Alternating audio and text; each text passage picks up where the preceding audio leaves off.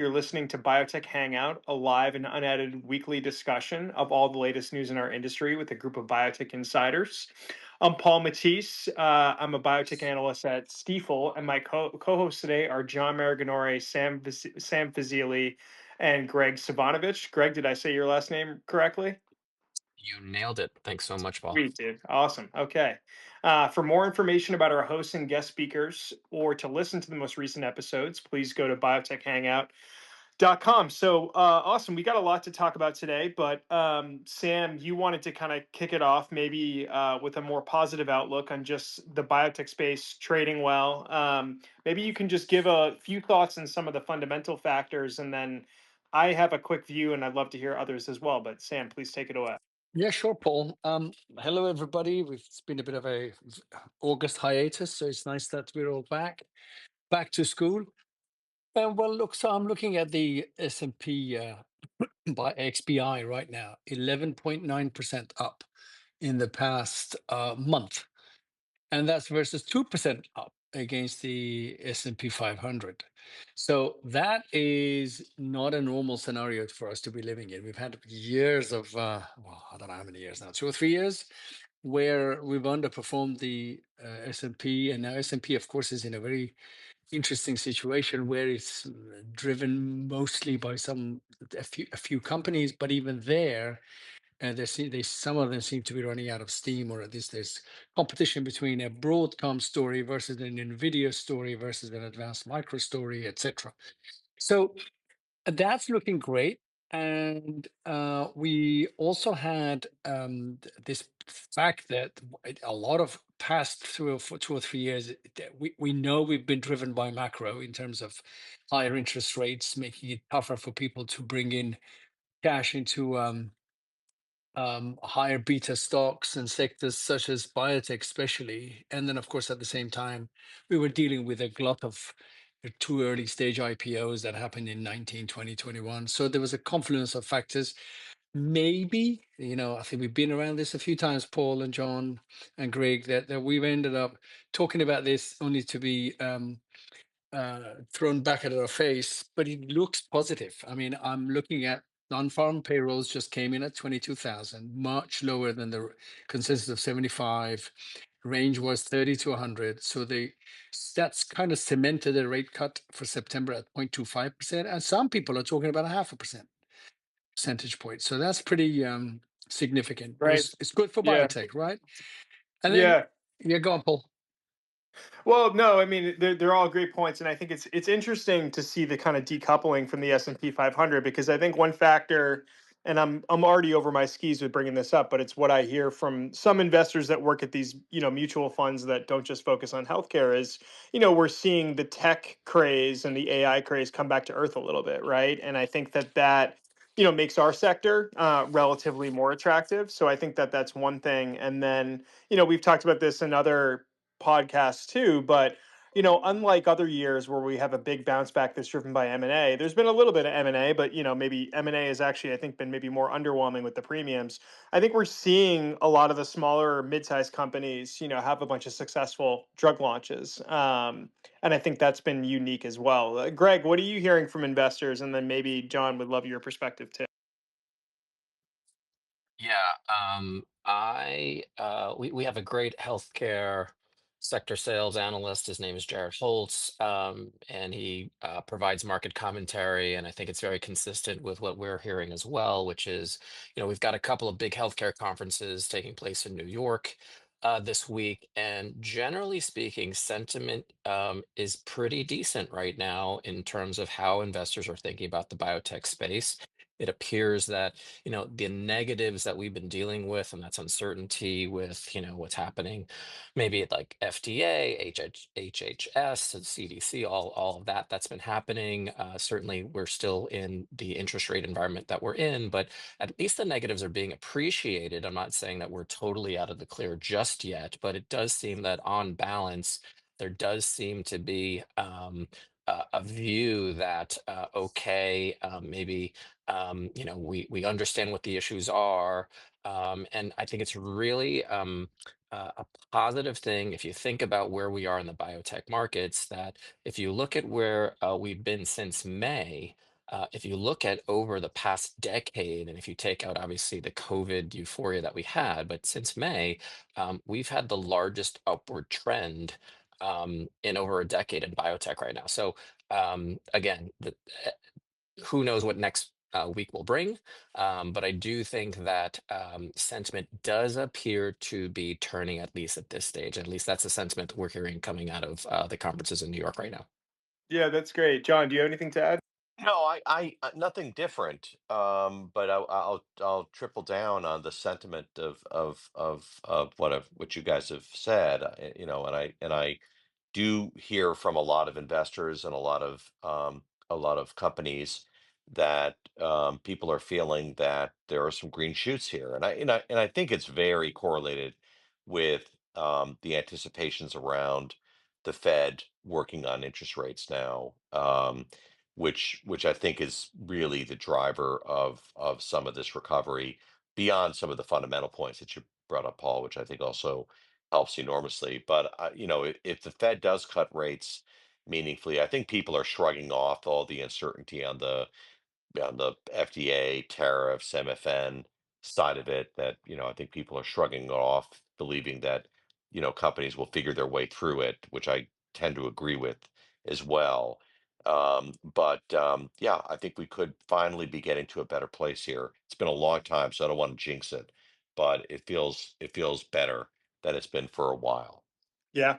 Yeah. And there's been a lot of financings too. I mean, Yeah. no IPOs, but secondaries that seem to have done well. Okay, maybe let's go through some of the news from the past week, or I guess couple weeks. I think we've got 5 or 6 news things to talk about, and then we're going to talk about some catalyst previews and other macro things. But Sam, do you want to talk a little bit about Ox40 and the setup for Sanofi and just implications going forward? Yeah, sure. So this is one of those situations where you don't usually see large pharma trading down 10%. We have seen it with Lilly and Novo in their back and forth on obesity drugs, but here it was Sanofi's turn yesterday. So the stock was down 10% pretty much at one point, maybe a bit higher, maybe a bit lower. And they had a drug that read out positive, which I'll get to the points in a minute. But the stock was down massive. Why? Dupixent, which is the drug that they share with Regeneron, or they have is in partnership with Regeneron, is expected to have 2030 sales of $25.5 billion. So that easily beats Humira, and that's 38% of revenues in 2030. In 2031, based on current knowledge, the product loses patent protection. So Sanofi needs something to fill it back with. Variety of things. I mean, $25 billion is a tough thing to fill out. So the stock was down 10% on the initial phase 3 data from the Coast 1 trial of amlitelimab, which is an OX40 ligand antibody in atopic dermatitis. The trial met its primary endpoint, right? But the efficacy is the problem in that it fell short of what would make it interesting as regards comparison to Dupixent. We have to see the detailed data, but the baseline characteristics and the background treatment, etc. But cross-trial comparisons honestly show it to be pretty similar to Amgen's competitor, which is rocatinlimab. So we do need to see as I said, more detailed data, but it does look like it's trailing the gold standard, which is currently Dupixent. And there are only 1 in 3 patients go on Dupixent, which are, or at least are optimally controlled. So there is room for cycling, just as often there is in these type of diseases, which as we always knew with the TNFs. Um, but there is Ebglyss out there on the market already. So maybe litilimab ends up being a third or second line option. It definitely has raised the question about how is Sanofi going to manage that patent expiry. They have other drugs that we like tolebrutinib, itepekimab.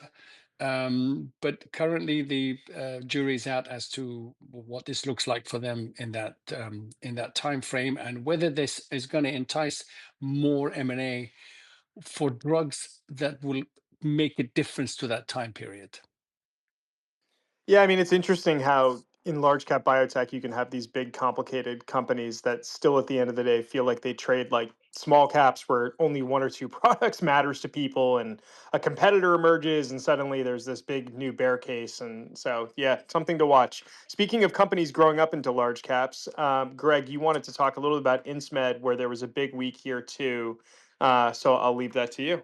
Yeah, thanks, Paul. Yeah, I do want to take a few minutes to talk about one of the most exciting companies in my coverage universe. That's a New Jersey-based company called Insmed. It's probably really more of a mature, later stage commercial pharmaceuticals company. But for those who don't know Insmed, it is a respiratory disease company. It's got a drug called Arikayce. That drug has been on the market for 7 years now. It treats a specific lung disease that's caused by mycobacterial infection, and it is on track to generate, by our estimates, over 400 million in revenue this year. But the company has had just a monster of a year this year. The stock is up over 100%. It's more than doubled, and now it's got a market cap of incredibly over 30 billion. So that's really no small feat when you double your market cap and you're that big already.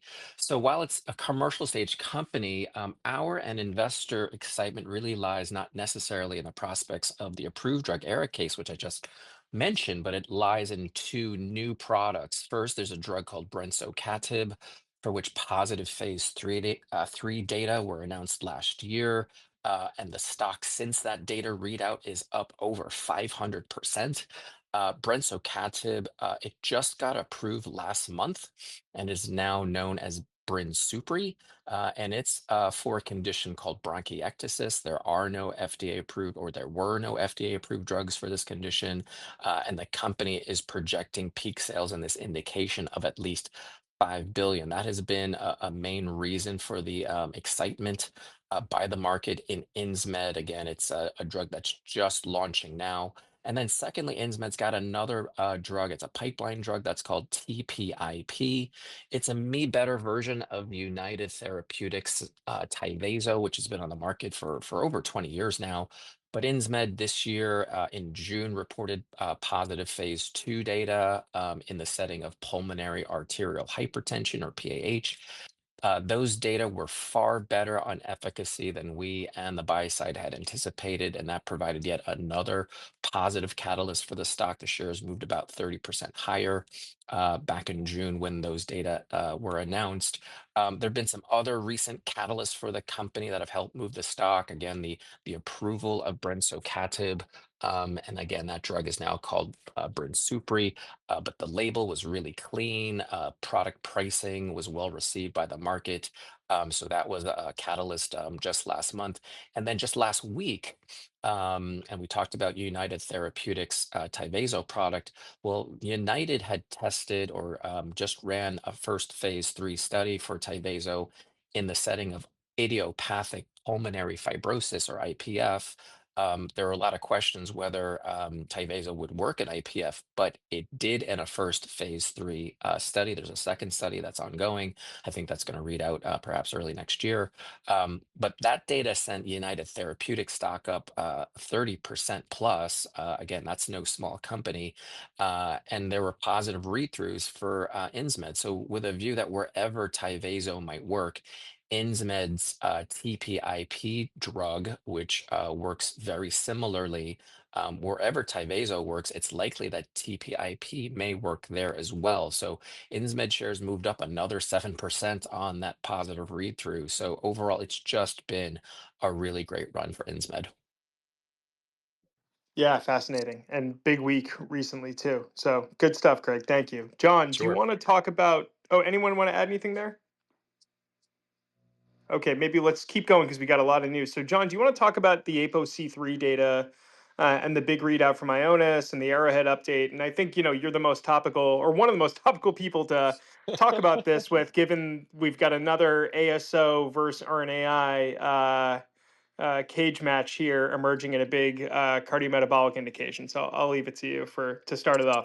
Yeah, it seems like RNAi and ASOs want to arm wrestle all the time. But it's all linked to the same phenomenon of delivery, of course, at the end of the day. But Ionis presented phase 3 data from their core studies with olezarsan, which is their ApoC3 targeting antisense oligo. It's a GalNAc conjugated ASO that is given once a month, and the data were fantastic. They really were. I had to tip my hats off to my friends over at Ionis. I mean, the trig lowering was ranged between 50 to 70%. They tested two different doses, and depending on the dose and the patient population and the two different studies, there was meaningful triglyceride lowering. But I think most importantly was the reduction in acute pancreatitis events, and this has been the real question in the field of trig lowering, especially with the ApoC3 mechanism, which is, will you get a signal on acute pancreatitis, which obviously is a clinical endpoint, would be very meaningful, not only from a patient unmet need perspective. I mean, pancreatitis is a very severe condition or event, and could be life threatening as well. But the fact that you can potentially develop a drug in the severe hypertriglyceridemia setting without having to go to an outcome study, which would be challenging. Vascepa did it obviously with Amarin, but it would be challenging, I think, by all accounts. Even the Vascepa story was itself controversial. So olezarsen looks very promising, and that's a phase 3 study, and I'm sure this product will get on the market. Now, we'll have to see what the safety data really look like. We haven't seen very much from that yet, but that does look encouraging. And then our friends at Arrowhead are developing an siRNA targeting ApoC3, which is a couple years behind olezarsen. And in this case, they had open label data from their Palisade phase 2 study, where they showed sustained reductions in pancreatitis events, where over a 2-year period, the event rate was around 20% for the placebo group, and it was reduced down to 4% for the plozasiran group. And this drug is going to be given once a quarter. So it looks like another showdown between these two mechanisms. I mean, I think the quarterly dose level. I mean, plozasiran is associated with a more significant reduction of triglycerides by far compared to olezarsen. And this is setting up the same type of story we're going to see with Lp little a in about a year or 2 years time, between the Horizon study that's being run by Novartis with an Ionis derived Lp little a drug called pelacarsen, as well as the olpasiran drug that Amgen is developing, which also came out of Arrowhead. So that'll be another showdown. That too is also one where the ASO is a little bit ahead of the sRNA, but again, will show some interesting. It'll be interesting to see the pharmacology and clinical results with that product as well. So that's the story. But great to see the innovation happening on this target with ApoC3, and wonderful to see the consistency of reduced pancreatitis events across the two different drugs.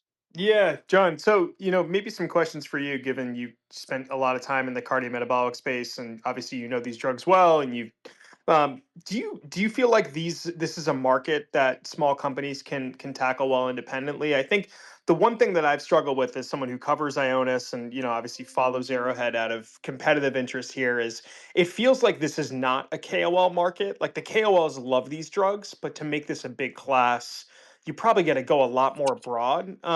Is that a fair is I, that a I fair depiction of the space? What do you think? I think so. I think that's going to be the commercial challenge that both Ionis and Arrowhead will have to face here, if as they bring these products to market, get them closer to market. How will they commercialize them? It's going to be a different type of commercialization effort compared to other drugs that they've commercialized. Not Arrowhead, but Ionis now at the beginning of their work in familial chylomicronemia syndrome, which is an ultra orphan linked to ApoC3 and trigs, but very, very different when you think about expanding into this severe hypertrig market and recurrent pancreatitis, which is really more of a prevalent disease type setting. And so I think those companies are going to have to make decisions around their go-to-market strategy and how they do it, if they do it, and how they partner eventually. Yeah, no, interesting. I mean, I think just to add some context too on the stock, I mean, Ionis had a huge move this week. The They data sure were did. a lot Yeah. better than expected. And I Yeah. think one thing the investment community is assuming is that, with this outcomes benefit on pancreatitis, maybe the price in the model goes up significantly. I think they'd been talking about, the $20,000 range, but perhaps, that could be really conservative. I mean, John, do you feel like, because I think we're all assuming the event rates in pancreatitis in these studies are low. So even though you've got this big reduction, it's not, we're not talking about 100 events here, probably not even 50, right? Like, do you feel like that kind of data, if it's on the label, adds significant pricing power to this class? Well, it certainly does, but it's also going to be associated with a narrowing of the patient population that get treated, and so you're going to have a trade-off if there's significant change on the pricing side of it into the five digits, and I don't think it's going to get much higher than five digits, but certainly into the five-digit level. You're going to have a significant reduction of the price of the patient population that ultimately get treated with the drug. So that trade-off would have to be considered. But I think the go-to-market strategy will still require some good thinking. I mean, this is going to be beyond just a KOL, lipid specialist type market at the end of the day. Yep. Yep. Okay. Very interesting. And I guess, John, do you know when we're going to get the Arrowhead phase 3 readout? I don't. I don't. I believe that there's been no guidance on it so far, Okay. Paul. I feel like Yeah. it's in the next year or something like that. So a I little think at behind. least at least that. I might even Okay. be a little bit longer. Yeah. Okay. Okay. All right. Very good. Well, Sam, you wanted to talk a little about obesity readouts, and then I am just very interested in kind of a broader discussion here around how the investment community has been reacting to some of the obesity data sets. I have no skin in the game. I don't cover any obesity stocks, but I'm highly interested, and I've been meeting with companies in the space. I recently met a company, Kylera, that's private. My buddy Ron Renault is the CEO, and so I'm very very interested, and I guess I'm a little surprised as an outsider looking in at how sensitive these stocks are when a drug misses a bogey on weight loss by like 2 or 3%, because I just can't think of any market for drugs that are, outside of oncology or these kind of life threatening diseases where, these tiny differences in efficacy actually drive the almost existential existence of a drug as being commercially viable. So that's the broader conversation I wanted to have here. But Sam, maybe you can review, and I would love your perspective too on just how trigger happy investors seem to be on whether a data hits the bogey or not, and kind of the perceived implications. Yeah, I mean, Paul, we're dealing with companies that were sitting at valuations that were never seen in the large pharma world, right? Johnson and Johnson perhaps always led the market cap range for large pharma, and then we had talks of Lilly heading out to $1 trillion. Could it be the first trillion? So when you have situations like that, you do end up in these kind of swings. And of course, Novo Nordisk was sitting up there in the 700-800 Danish kroner range. Sorry, I look at the European name. So is it a zero-sum game? But it kind of looks like it, right? In terms of when you add up all these market caps and see where things are. And at the end of the day, there's a population out there that needs to get treated. There's a bunch of drugs out here that are supply constrained, most of them, although that's being addressed. So you in the beginning it's like that, but a lot of these things are trading on their what's it going to look like in 28, 29, 30. So what sort of data that we've seen in the past 3 weeks? I mean, the massive moves have kind of calmed down a little bit, but we had Novo Nordisk come out with a real world type study, although honestly, I'm not sure it's real world, but showing that their Wegovy 2.5 milligrams, 4 milligrams, had a 57% greater reduction in the risk of heart attacks and strokes, etc., MACE, than tirzepatide. And I'm sitting there thinking, how can that be possible? I mean, never saw that in the RCTs, in the randomized controlled trials. And the reality is the follow-up was short, etc. But it all points to the direction of They're doing everything they can to give themselves some kind of marketing edge or power to be able to fight each other on this, which talks to your zero sum game. But in the end, it all came down to, the share price was up a little bit, Lilly was down a little bit. And we do know, I think people realized in the end that you have to take this with a pinch of salt. It was retrospective database analysis, not really a real world study. So, and we really have no idea what people were dosed at for tirzepatide. So quite a lot of unknown in there, although it caught the headlines. And then, of course, just before that, we'd had the two oral data sets, one from Lilly. This time their share price didn't tank because I think they'd set expectations correctly. So this was in the diabetics, attain 2 obese diabetics. And the pill showed a 10.5% weight loss versus 2.2% for placebo. And remember, a whole bunch of people have got used to the 22, 23, 25% targets that people are talking about for the injectables. So it seems like that folks are now getting to accept that the orals are not going to give you, at least these small molecule orals, the right sort of that sort of level of weight loss, and maybe you don't need that. It's always been our view, and I think if others are chiming into this as well, that those weight loss levels are just crazy high, and you probably don't need that, especially if you're thinking about a maintenance setting. The problem for this was that the tolerability wasn't great. So, but it's very clear that they've got a product that they can get to market that doesn't need a peptide. It's a true small molecule. So they should have a good positioning versus oral sema from Novo, which is coming to market probably just a few months before, which does need to be taken in a fasting state, which is a particular drawback. And last thing I'll say on this is that then Viking had the venture oral data, which was a phase 2, which is also a pill, and that came out with a 12% weight loss, which at 13 weeks, which is probably the best in class we've seen. The problem is they also had a best in class, oh, that's not quite right, worst in class, if you want to say that, tolerability profile, which was pretty hefty, 28% in the patients on the drug stopping treatment versus 18% on placebo. So they need to do some work there on the dosing, but there certainly seem to be skin in the game for Viking in terms of orals. So all this adds up to, again, a bunch of drugs coming along. Wegovy and tirzepatide, semaglutide, tirzepatide still being the key drugs out there. And everything else that comes in is going to have to fill in as to where it's going to fit. Is it maintenance? Is it cycling? That has to be worked out still. Sam, how big are you guys now estimating this category to be at peak? And have you guys lowered those numbers at all in the past year? No, I'm just looking at my colleagues' note out, Lilly, to outpace Novo as obesity sales hits 100 billion in 2030. It has not. And 100 we've done billion. an enormous amount of work on our epi to the point of, I think the poor guy is, this is Mike Shaw, my colleague.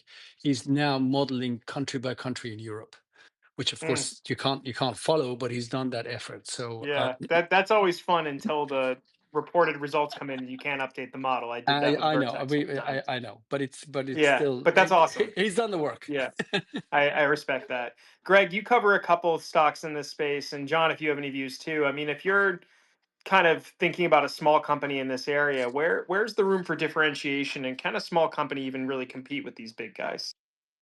Yeah, Paul, that's a great question. I mean, we do know you talked about meeting a private company, Kylera. There's a host of smaller companies that obviously are looking at the huge TAM that's involved in the obesity game. Sam just mentioned $100 billion in sales for perhaps one product. But I do think so.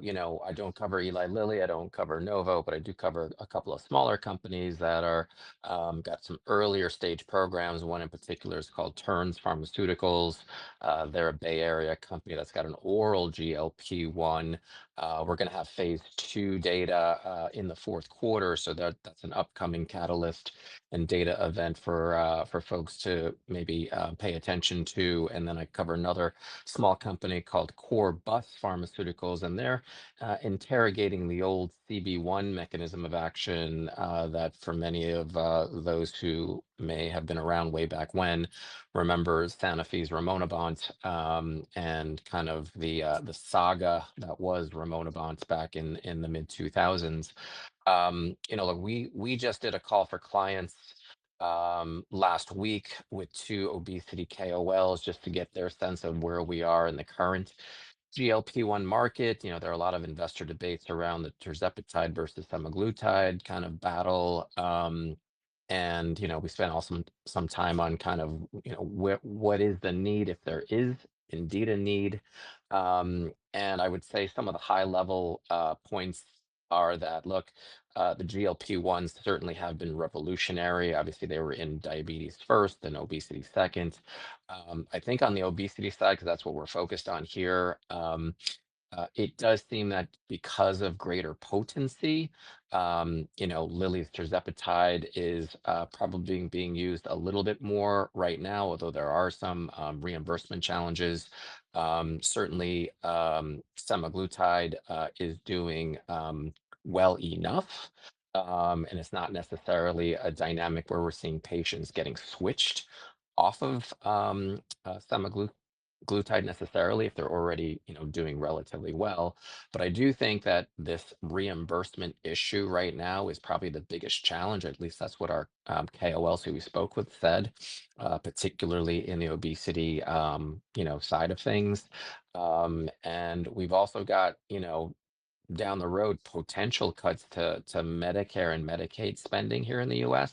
And they highlighted that's going to be a particular challenge. These aren't terribly inexpensive drugs. We do have compounded versions, and I know each of the companies are trying to introduce or promote their own, direct to patient services, and that is lowering the cost. But I think that's where the excitement and the promise of the oral versions of the drugs will come in. They are small molecules. They should be way cheaper to manufacture, and you would argue that that should provide, the companies that are introducing orals and obviously Lilly is in the lead right now with orforglipron, but you would assume that they would be able to price these GLP-1s, at least the oral versions, more attractively to really drive much broader uptake, here, particularly in the US. And I think that gives a reason for some excitement for the oral GLP-1 space. Yes, Sam did highlight the fact that, perhaps the efficacy isn't as great as the injectables. Interestingly, the side effects do appear worse. I think some of the reasons biologically that might be happening are still under some debate, but it's really going to be a much lower cost that's going to really drive uptake. And I think this perspective is really important as we think about the potential future of the orals. Is like when you think about it, a lot of obesity is probably treated at the front line by your GPs or your PCPs. And, PCPs, they like writing prescriptions for things that, patients can just go pick up, at their local pharmacy, whether it be a CVS or Walgreens or whatever the case may be here in the US. They typically don't write for a lot of injections, and typically they will refer these patients to the endocrinologist who are much more comfortable with injections. So yes, there are debates around the efficacy and safety tolerability of the orals, but I do think there is a growing consensus view that whenever the orals do come out, they from a pure dollar perspective are likely to generate more dollars than the injectables just because of the broader uptake that you could see in a broader patient population because of the lower cost. Where is there opportunity to differentiate is going to be very interesting. Again, we've got phase 2 data for Terns's oral GLP-1 coming next month. We've got some initial data from Corbus and their CB1 later this year, but really we probably won't get a real read on efficacy until next year. Again, we won't go into details as to the issues around or legacy issues with the CB1s. But I do think that there are reasons to believe that doctors are looking for other things, particularly on the muscle sparing side. And so I do think that there is room for other medicines. It's not just a race. Awesome. Great Hey, overview. Paul. John, anything Just else sorry, we should just Yeah, cover? sorry, I would John. just maybe Just push back a little bit on Greg's views on the pricing side of it. I mean, I first of all, I do think the verdict is still out on the orals vis-a-vis the tolerability and the degree of efficacy, and I think that that's gonna be challenging when you think about going to an expanded population with the orals. But I also wonder how and would find it challenging if I were in Dave Rick's shoes or the CEO of Novo's shoes, whose name I forget, regarding how likely they would be to think dramatically differently on pricing with an oral in a market that is such a huge growing segment for their business. So I think it's a little bit more complicated than Greg as you painted it to be. But let's see how it all plays out. just a quick thing. For the avoidance of doubt, the 100 billion wasn't just Lilly and Wegovy. There's a whole bunch of drugs that we've modeled in there: CagriSema, retatrutide, suverdotide, other GLP-1s, and orals. And just last point on the oral pricing thing, John, the only thing is that they are not the only game in town in terms of orals. So maybe some of the new ones coming along would play the Yeah. pricing game, but I don't remember that being the way that new drugs come to market or folks using No, pricing. not last time I Right. remembered. Yeah. Well, very good.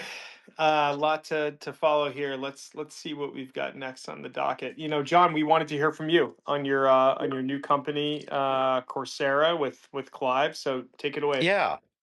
Yeah, no, just real. It was obviously a piece of news that came out this week, and I don't want to toot my horn on this call, but just comment on it real briefly. I mean, first of all, Clive and I have worked together for like 30 years now.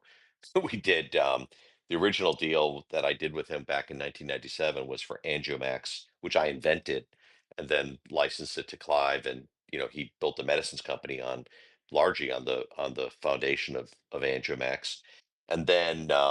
And then in 2013, we did a deal when I was at Alnylam with Clive on inclisiran, which became Leqvio, and he sold medicines company for about $10 billion to Novartis, and we actually turned around and monetized half the royalties for a couple $1 billion. So we've had a strong track record of getting stuff done, and this is our third act together, which is always the best act, as I'm told, from my theater friends. So we're excited about it. I mean, it's focused on cardiovascular prevention, and it's really based on the increasing recognition that ASCVD, atherosclerotic cardiovascular disease, is really a problem of cumulative exposure, not exposure at one point in time. It's not that somebody has an elevated blood pressure on a given day or elevated LDL, but the fact that their lifelong exposure to elevated levels of LDL and blood pressure, along with other factors, really drive atherosclerosis, development of plaque, and that by lowering LDL and blood pressure much, much earlier in life, you can have a profound impact on improving cardiovascular health span, essentially taking cardiovascular disease off of your tombstone if you start at early enough for those people that are, especially for those people that are at higher risk. So super cool, super important. Could be frankly, the most important thing I've ever, gotten involved with from a public health perspective. And the basic approach is to use a tool that we're building using AI and large data sets like UK Biobank, working together with Brian Ferenz, who is an expert cardiologist, but also an expert in causal AI, to predict people that are at elevated risk. We call that Clotho Health, which is a nod to the Greek fate that determined people's lifespan. and to combine that predictive tool with an annual siRNA that targets both PCSK9 and angiotensinogen for LDL and blood pressure lowering, respectively. And of course, obviously, think about how this gets from a commercial perspective, how this gets to market, and think a lot about the emerging channels that we're all talking about earlier about consumer-based channels, but there may be conventional channels as well. But pricing that is consistent with a prevention type approach, not a treatment type approach. And look at pricing in the flu vaccine space, for example, as an example of how you would imagine this. But super cool. First program will start in the clinic in a month. So we're already pretty advanced. We've been doing this stealthily for the last 2 years. John, John, how do you think about this versus like a gene editing type approach, which has some of the same sort of public health ambitions? Yeah, I mean, look, I think gene editing it's going to take gene editing a while, in my opinion, to get to the prevalent population that we're talking about. I mean, we're really targeting people that are in their 40s and 50s who are otherwise healthy, wouldn't are not yet at guideline recommendation levels to start treating with a statin or to start treating with an antihypertensive drug, but are can be predicted to be at risk of future ASCVD and future heart attack. And there's just no way, I think, that somebody of that phenotype would consider a gene editing approach, at least not for a while, which requires intravenous infusion and high cost of treatment and so forth. I just don't see that as being competitive. I'm very excited about where gene editing can go in more morbid populations, maybe in the treatment of people with heterozygous FH, which is obviously itself a very important opportunity. But we want to go upstream with a treatment, a therapy that can cost hundreds of dollars per Right. annual dose, not what they would have to charge at the end That, of the day. no, I mean, look, I think a really good analogy to what you're saying is look at the time from when RNAi led to a Nobel Prize versus the time to when inclisiran was approved, right? I mean, it takes Yeah, time to figure yeah, this kind of stuff out. it So, sure does. Paul, It sure John, can you does. just double click on this pricing ambition? It's very rare that companies at this stage of their development talk about their ambitions as regards pricing. And and you're not talking about anywhere near even what I suppose an oral PCSK9 would be or whatever. Yeah. But this is,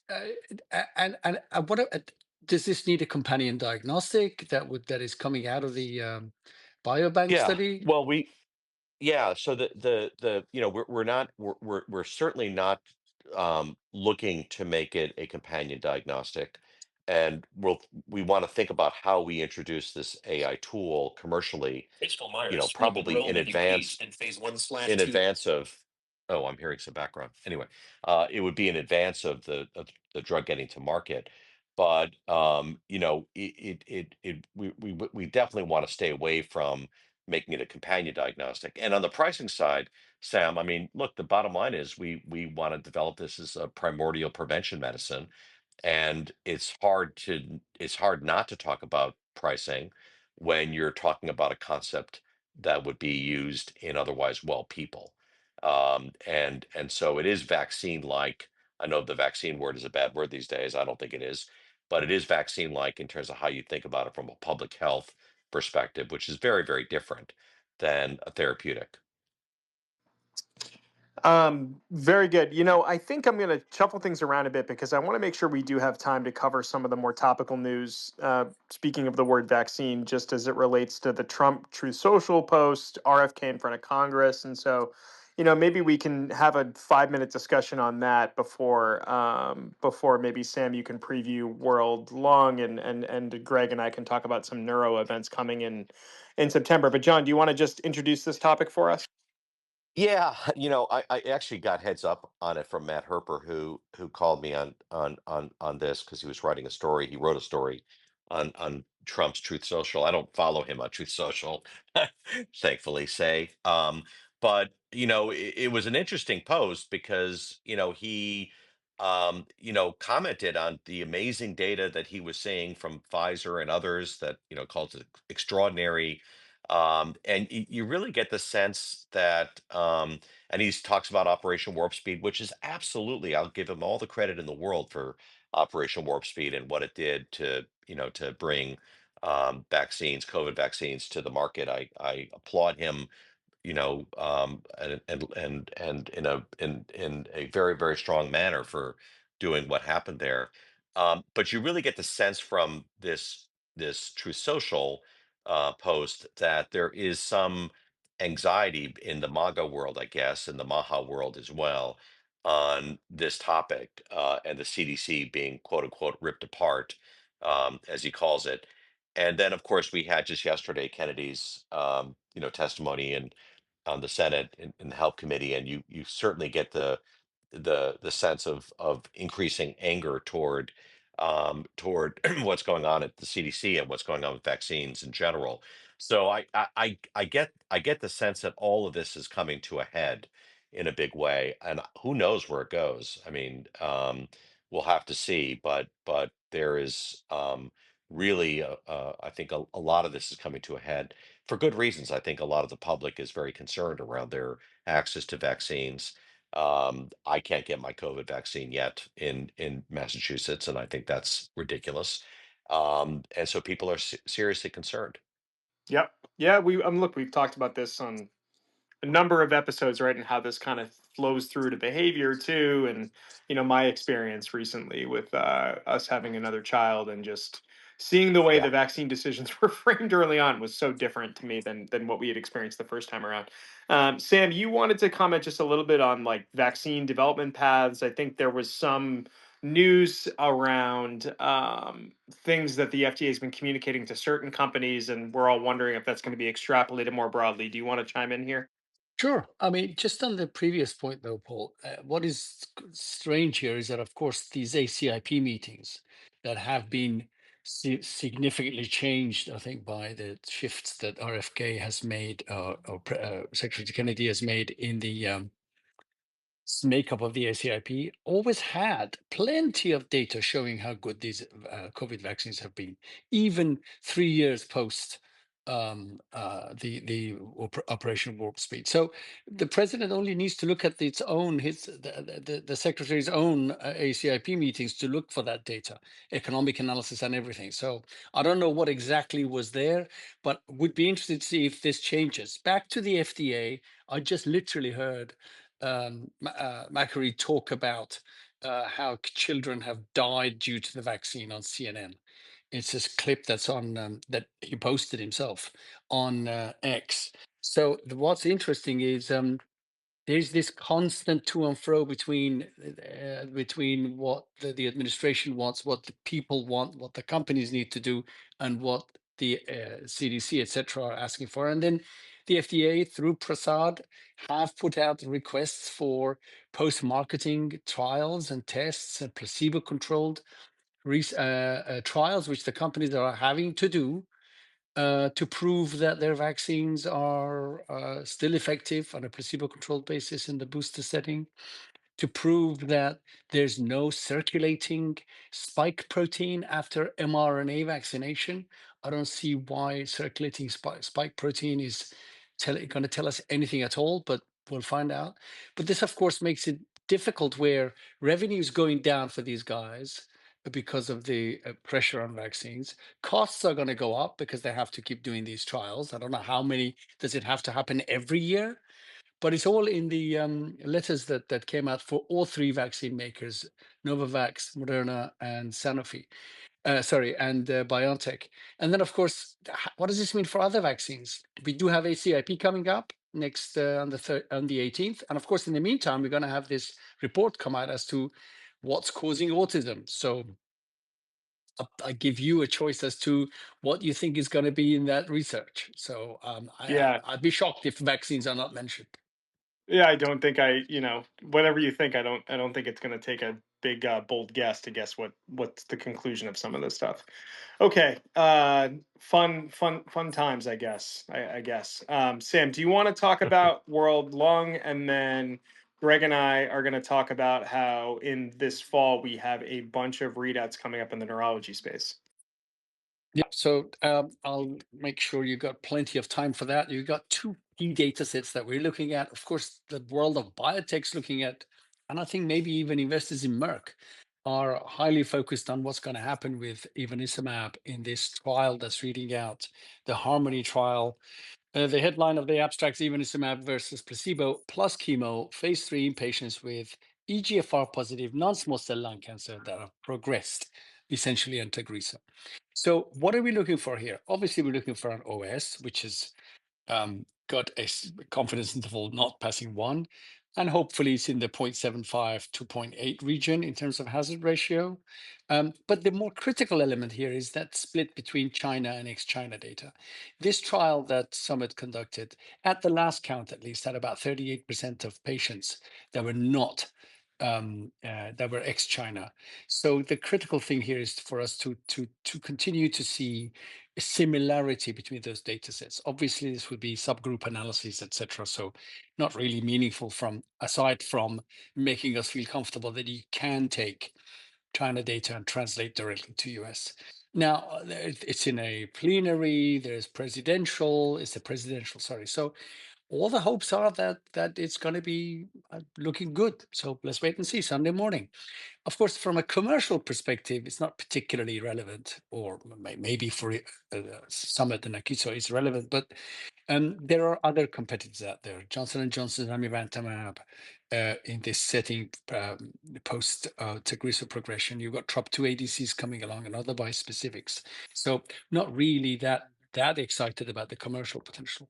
And the other thing is obviously AstraZeneca's OS readout for its trial FLORA2, which is first line Tagrisso plus chemo. That's important for Astra because it's being pressured perhaps a little bit by Johnson and Johnson's Rybrevant plus Lecluse, which is also Rybrevant's going sub-Q in the first line setting.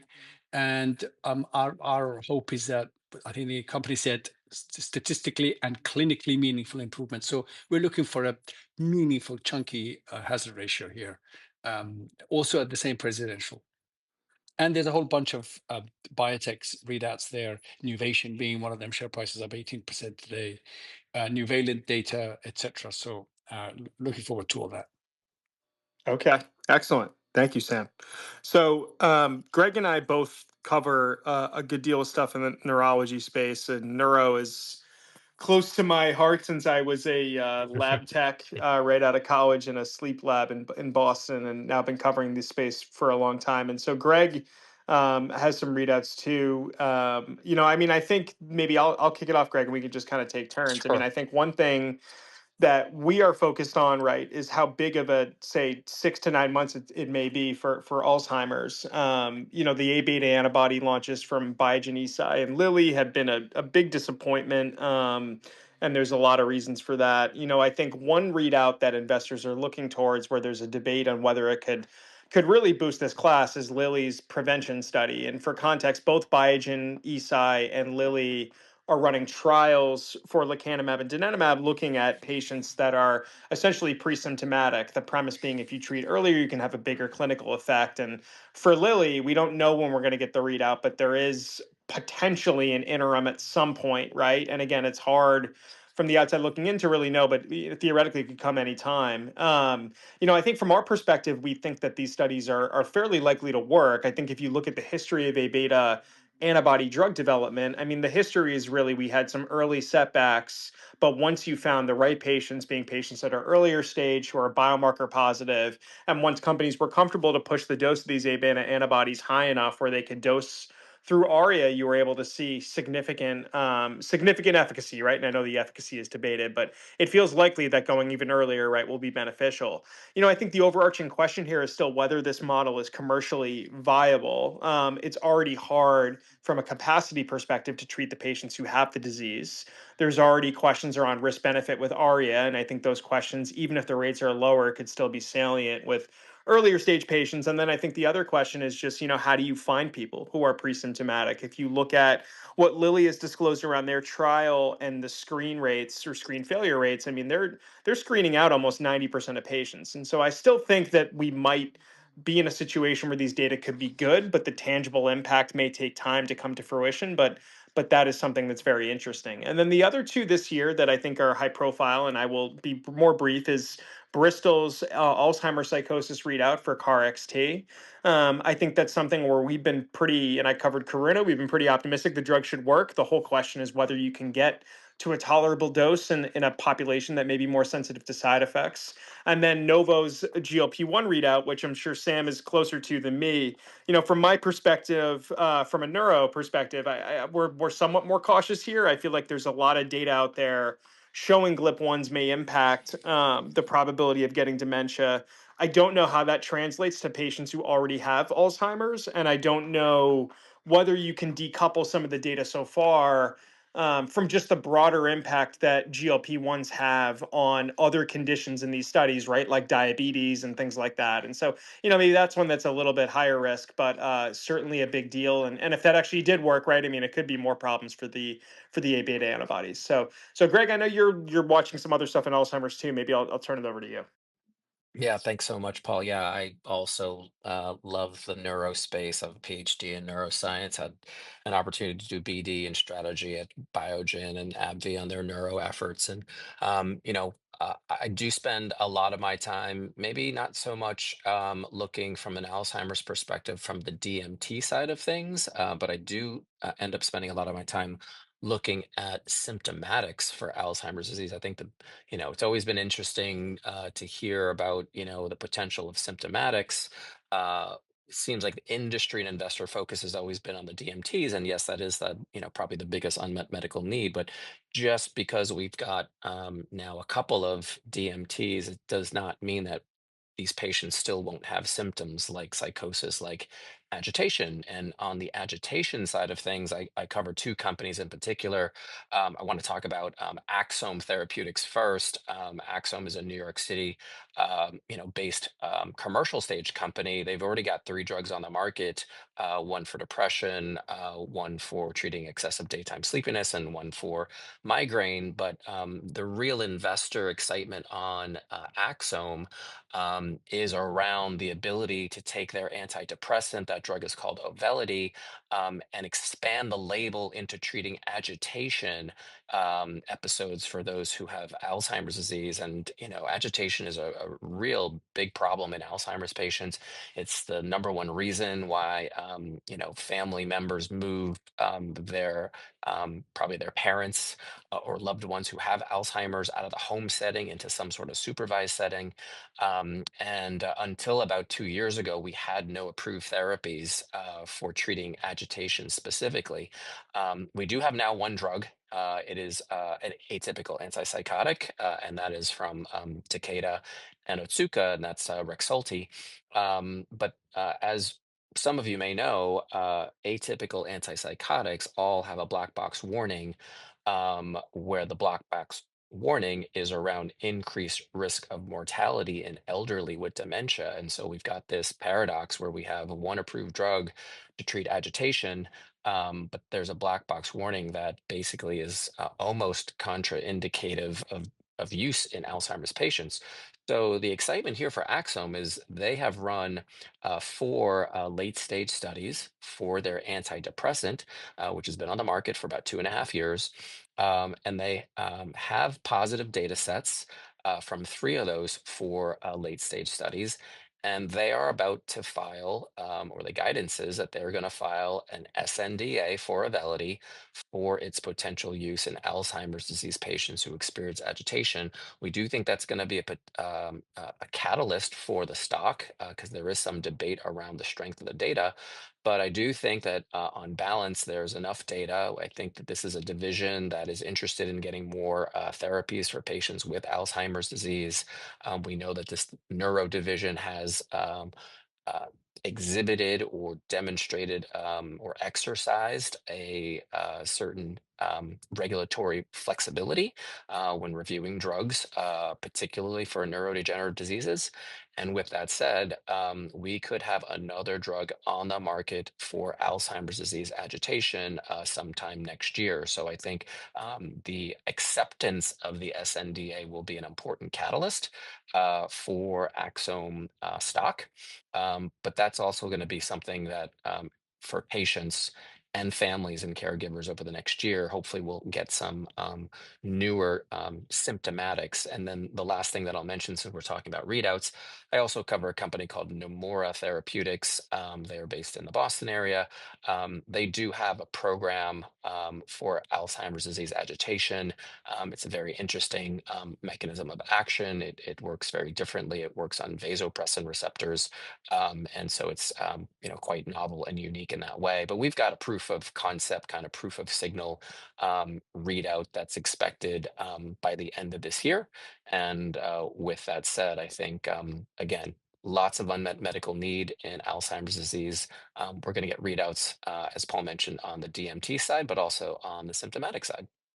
Yeah, thanks, Greg. And I know we're out of time, but some of the other ones we wanted to mention were, Rapport's upcoming data in epilepsy. I know Daphne had kind of a point there around this being a biomarker study and how much do investors sort of ascribe value to biomarkers. I think what's interesting about this readout is that it was sort of originally framed purely as a biomarker readout, but as we've learned more about the population, and this is in refractory epilepsy, the street has become much more focused, I think, on the actual clinical seizure data there, given that they've shown the baseline frequency is relatively high, and that's a drug we think has a good chance at success. And then, lastly, Unicure's Huntington's data coming out this month as well. They just had data from another program today, but that's a big one for the gene therapy space. And also, if it is positive and they file, it'll be another big one to kind of help us figure out where we're at with CBER as it relates to kind of flexibility and whether or not a lot of the things that they've been saying lately that sound a lot like the Peter Marks doctrine will become true. So, two other ones to watch, but thanks everybody for joining.